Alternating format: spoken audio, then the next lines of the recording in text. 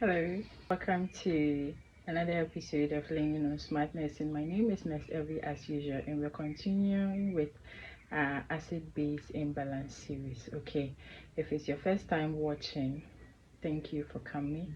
Don't forget to hit the like and subscribe button.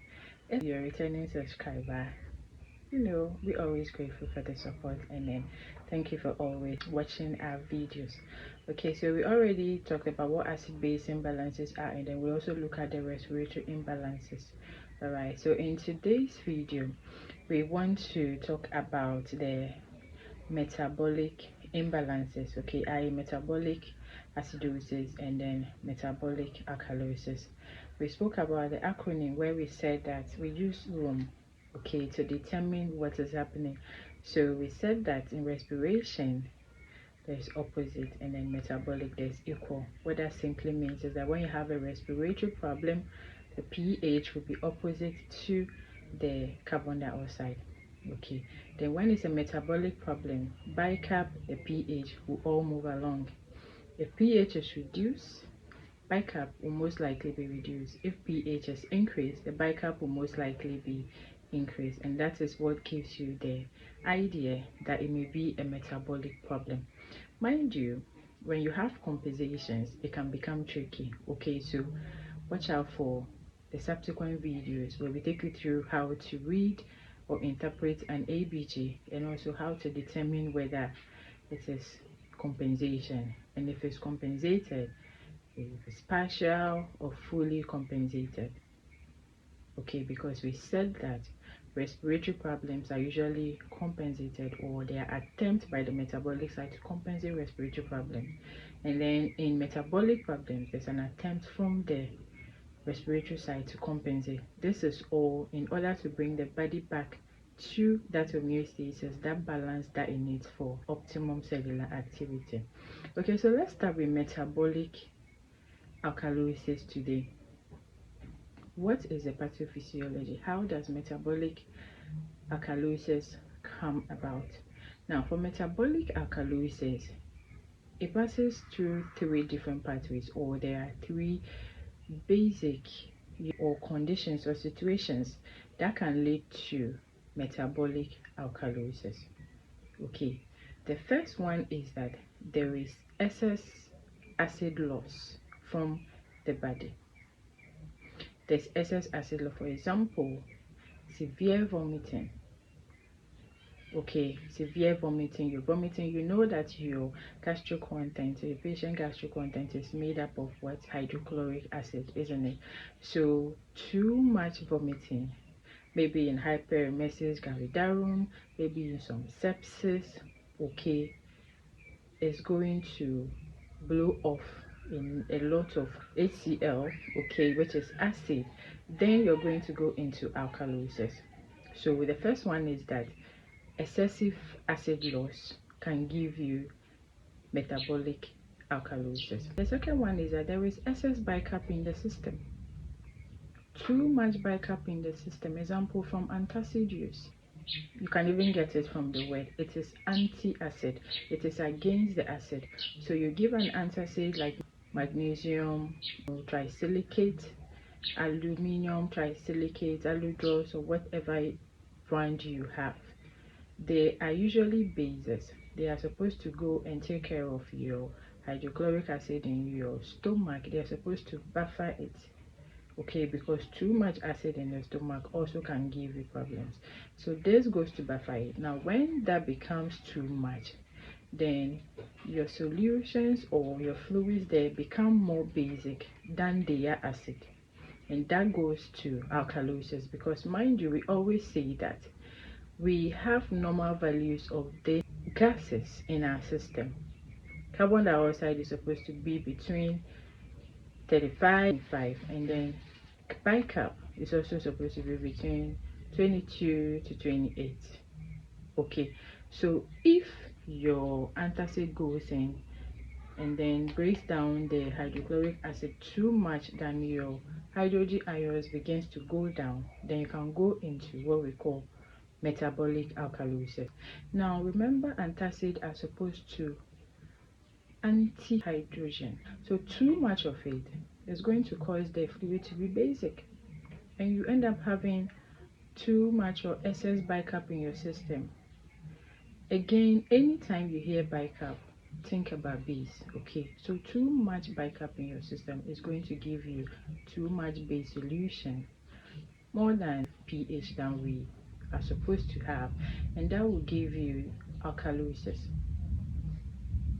Okay, now the third area where alkalosis can come from is the kidneys excreting too much, hydrogen ions. Okay, maybe due to volume depletion, maybe due to some mineralocorticoid deficiencies like aldosterone use or something like that. Okay, then there is too much concentration of hydrogen. The acid is going to be base that will be backed up. Okay, so these are the three main areas. It's either we are losing hydrogen ions from vomiting, or we are using it in the urine from the kidneys, or there is too much base or bicap being retained from antacid use, for example, and these things can lead to alkalosis.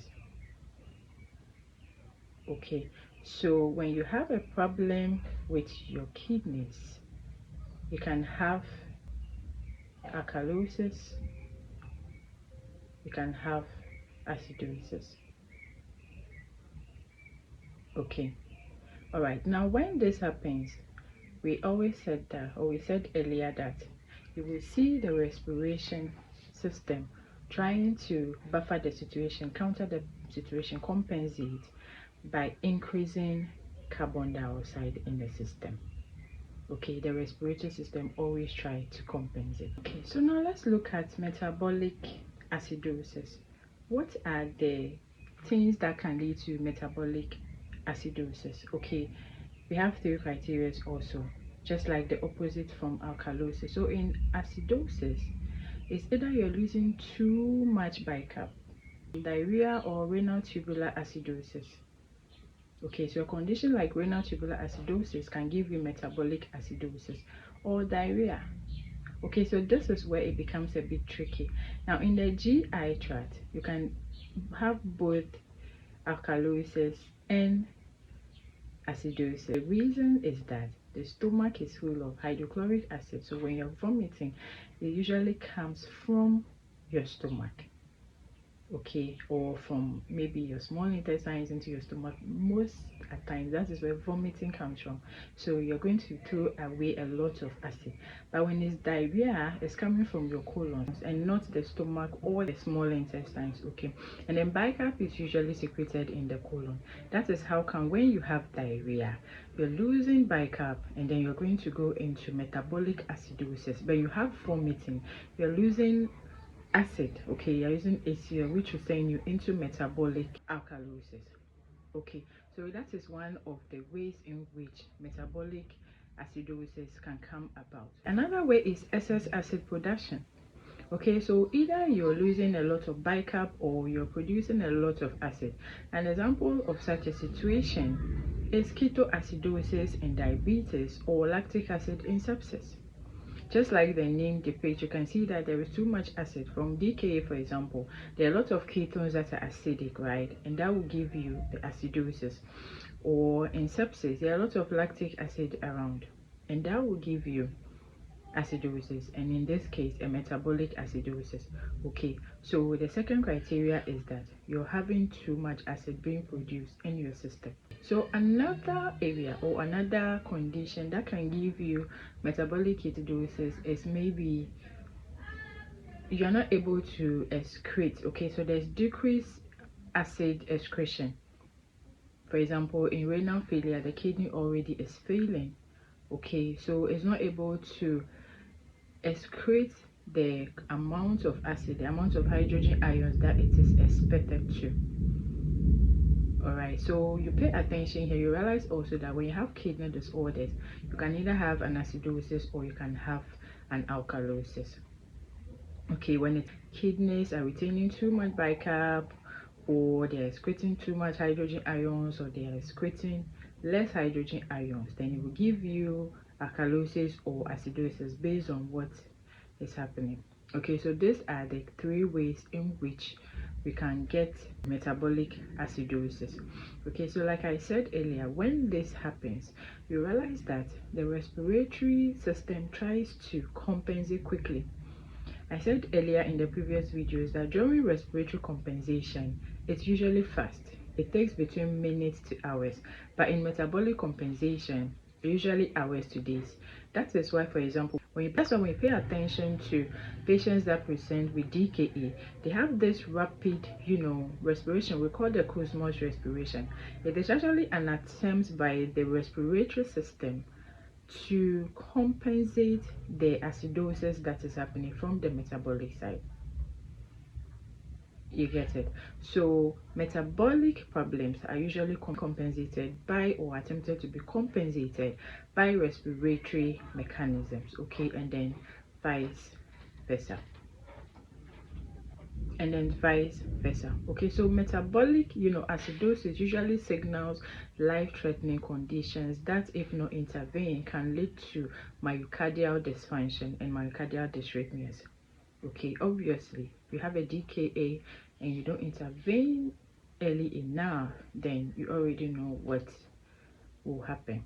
Okay, so today we've been talking about the metabolic acid base imbalances. Okay, we spoke about the metabolic alkalosis, where we said usually in that stage the pH is high and then bicarb is also high. That is in alkalosis. Okay, but in acidosis, pH is down and then bicarb is also down, just like the acronym respiratory opposite metabolic equal. This has been SmartNursing once again, and today we delve into the metabolic acid base imbalances. Watch out for our next video where we take you through the step-by-step approach in decoding an ABJ result. Okay, how will you know if this is a metabolic problem or a respiratory problem on an ABJ? Thank you very much for watching. See you in our next video.